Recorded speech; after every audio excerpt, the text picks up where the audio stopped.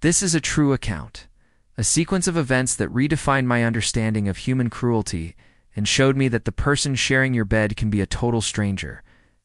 I found the second phone vibrating inside the silk lining of my wife, a designer handbag, while we were waiting for our valet outside the Maple and Ash Steakhouse in Chicago.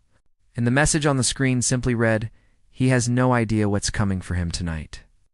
If you genuinely enjoy our stories, please subscribe to the channel, tell us where you're from, and what time it is right now. It's always fascinating to know how far our story flows. The city of Chicago has a way of looking beautiful while it's cutting you open. The wind off Lake Michigan was biting that night, the kind of cold that gets into your bones and stays there. I stood there on the sidewalk of State Street, the weight of the hidden phone in my coat pocket, feeling like a live grenade. My wife, Clara, was standing 3 feet away, looking radiant in a cream-colored wool coat, her blonde hair catching the glow of the streetlights. She was smiling at something on her primary phone, her official phone. To anyone passing by, we were the ultimate power couple, an award-winning architect and a high-profile PR executive heading home to our luxury condo after a celebratory dinner. But as the valet pulled up in our Audi, my world wasn't just tilting, it was evaporating. We had been married for 8 years. I had built my firm, Vance Architecture, from a folding table in a studio apartment into one of the most respected boutique firms in the city. Clara had been my rock, or so I thought. She was the one who pushed me to take the big risks, the one who managed the social circles of the Chicago elite to get my name in the right rooms. We had the Gold Coast condo, the summer place in Michigan, a circle of friends who envied our perfect synchronicity. The first cracks didn't appear as screams or fights. They appeared as silence. Over the last 6 months, Clara had become a ghost in our own home.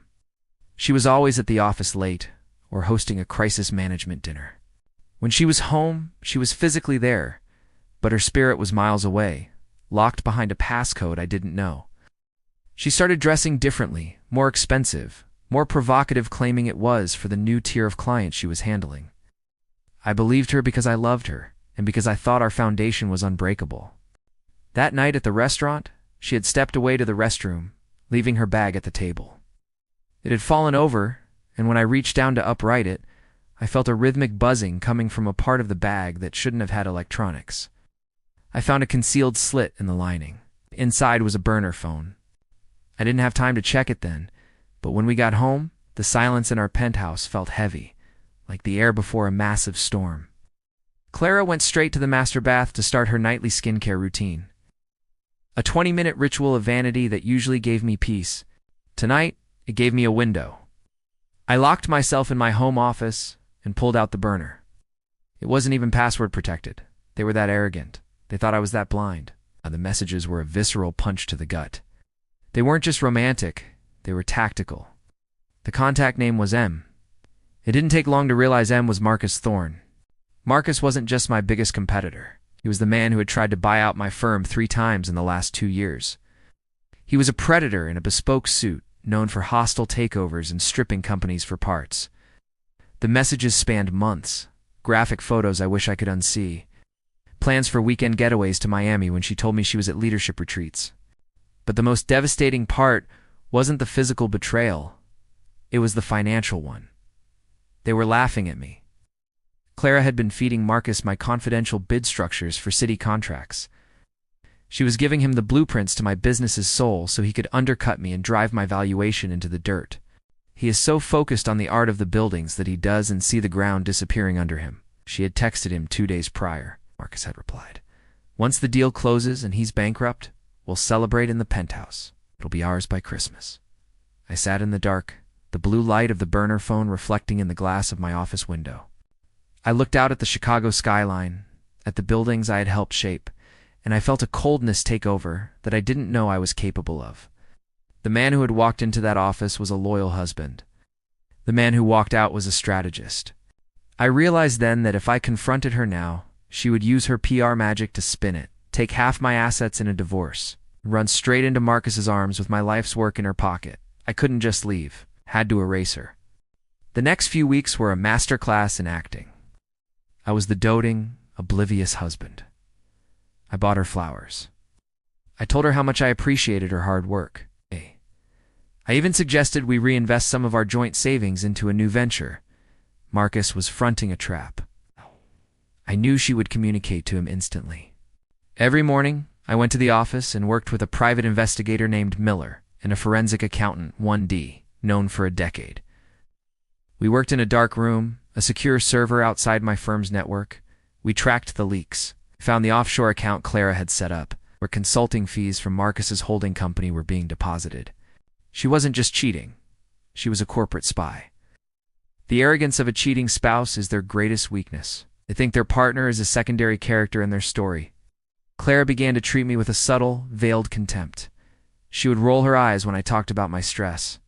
She became colder, refusing to touch me, acting as if my presence was an inconvenience to her busy life. One night, I came home to find Marcus in my living room. They were discussing a joint charity gala. The way he looked at me, the smug, condescending smirk of a man who knew he was sleeping with my wife and stealing my company, was almost enough to make me break. He shook my hand, his grip firm, his eyes mocking. Alias? He said, "You look tired. Maybe it's time to let someone else carry the load, don't you think?" Clara stood behind him, sipping a glass of Sancerre, her eyes devoid of any guilt. "Marcus is right, honey. You're burning out. The offer he made for the firm is more than fair." I smiled. "It was the hardest thing I've ever done. I'm considering it, Marcus. In fact, I'm putting together a final presentation for the board next Thursday. It would be great if you could be there. I think we should make the announcement public at the Symphony Ball on Friday." They exchanged a look. The trap was set. They thought they had one. The following week was a blur of legal filings and digital surveillance. Miller, my pie, caught them at a boutique hotel in River North. The photos were high resolution, undeniable evidence of their consultation. But I needed more. I needed her social and professional destruction to be as complete as the emotional destruction she had visited on me. I discovered through the forensic accountant that Clara had been forging my signature on documents to transfer minor shares of my company to a shell corporation she controlled. This wasn't just a divorce matter anymore. This was felony fraud. I didn't go to the police. Not yet. I wanted the audience. The night of the Symphony Ball arrived. This was the social event of the year in Chicago. All the major players, the mayor, the developers, the old money families, and the press were packed into the grand ballroom of the Hilton. Clara looked stunning in a midnight blue gown. She was the picture of the supportive wife, standing by my side as we moved through the crowd. Marcus was there too, acting like the king of the room. The highlight of the evening was a video presentation honoring the visionaries of Chicago. Architecture. I had been asked to provide the keynote and the visual reel. As I stood on the stage, the spotlight was blinding. I could see Clara in the front row, her face practiced in a mask of pride. Marcus was sitting next to her, leaning in close, whispering something in her ear. "Ladies and gentlemen," I began, my voice steady, "architecture is about foundations. If the foundation is cracked, the most beautiful building in the world will eventually crumble and kill everyone inside. I've spent the last few months looking at the foundations of my own life." The room went quiet. The tone wasn't what they expected for a celebratory gala. I thought I was building a life with a partner, but I realized I was actually housing a parasite. I hit the clicker in my hand. The giant screen behind me didn't show my latest skyscraper project, showed a series of high-definition screenshots of the burner phone messages. The graphic texts, the photos of Clara and Marcus at the hotel, and most importantly, the bank statements showing the offshore transfers and the forged signatures. The collective gasp from 500 people sounded like a physical wave hitting the stage. I looked directly at Clara. Her face went from confused to pale, then to a sickly shade of gray. She tried to stand up, but her legs seemed to give way. Marcus looked like he wanted to bolt, but I had already arranged for the doors to be momentarily delayed by security. "You see," I continued, my voice echoing through the silent ballroom, "Clara and Marcus weren't just having an affair. They were committing multiple counts of corporate espionage and interstate fraud. My legal team filed the documents with the district attorney 4 hours ago. And since this ball is being live-streamed by the Chicago Tribune, I figured the discovery phase of the trial was already over." The press surged forward. The flashbulbs were relentless. Clara was trapped in the center of a circle of judgment. her innocent facade shattered into a million jagged pieces. Marcus tried to shield his face, but there was nowhere to hide. His board of directors was in that room. His investors were there. By Monday morning, his stock would be in free fall, and his reputation would be radioactive. I walked off the stage past the woman I had loved for nearly a decade. She reached out to grab my arm, her voice a desperate, cracking whisper. "Elias, please, we can talk about this. You're destroying everything." I stopped and looked her in the eyes. I didn't feel anger anymore. I just felt nothing. "No, Clara. I'm just bringing the secret into the light. You destroyed everything the moment you bought that second phone. The aftermath was a clinical demolition. The divorce was settled in weeks. The evidence of her fraud and the prenuptial agreement's moral and criminal turpitude clause. She walked away with nothing but the clothes she had on at the gala. The state's attorney moved forward with the fraud charges. Marcus Thorne was forced to resign from his own company before the indictments even landed. He moved to a small town in Europe to avoid the shame, but the internet never forgets. Clara's friends vanished overnight.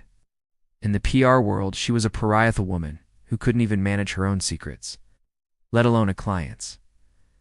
I heard she's living in a cramped apartment in a suburb she used to mock, working a low-level admin job under a different name. A month ago, I was walking down Wacker Drive, near the site of my newest project. The sun was setting, casting long golden shadows over the river. I felt a strange sense of peace. I had lost the woman I thought I knew, but I had found the man I actually was. Always.